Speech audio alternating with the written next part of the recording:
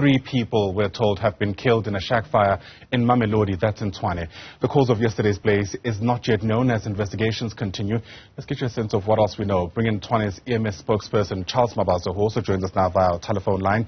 And I'm afraid, Charles, this is yet another very familiar story during the winter season. People possibly putting out open fires to try to keep warm and leading to this devastating end. Good morning, and good morning to the viewers. It is unfortunate that during this period and where the temperature drops, the heating sources become a problem, sometimes ending lives. Yeah. What do we know about what happened, at least at this early stage? The Tshwane Emergency Services received multiple calls this morning, around 25 to 2 in the wee hours, where it was reported that about 3 shacks were on fire in Mamelodi Extension 19.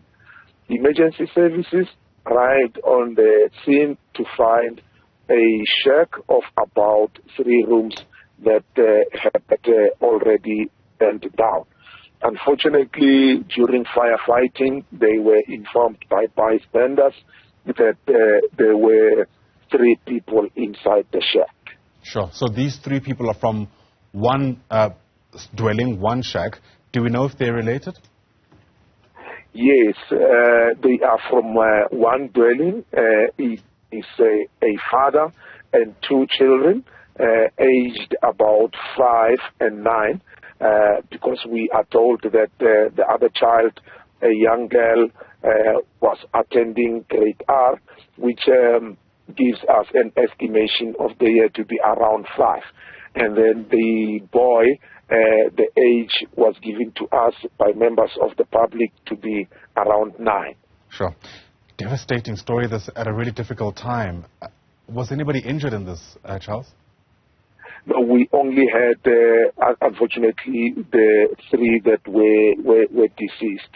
Other than that, there were no other injuries that we recorded at the incident. I suppose the next steps are around trying to get a hold of the relatives of these 3 victims.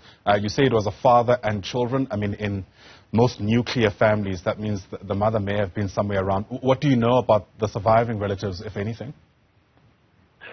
So far, we haven't picked up anything because we handed over the scene to the South African police services for further investigations once we had doused off the fire. Yeah. And again, it's an opportunity, I suppose, to send through that message that we give out year in, year out every winter, which is for people to be cautious during this winter season, especially as we deal with this massive cold front. Yeah, it is unfortunate that starting from Monday and even pre that, we have been making calls.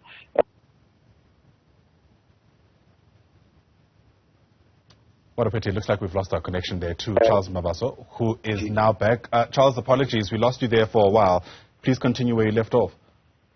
Yeah, I was saying that it is unfortunate that this comes where by Monday, including yesterday, and other days we were ramping up and still are ramping up our winter awareness campaigns where we are trying to educate the communities on how to keep themselves safe in periods like this, indicating to them that the heating sources, if used correctly, they may not lead to eventualities, but if used incorrectly, like sleeping with an imbaula or primer stove, or your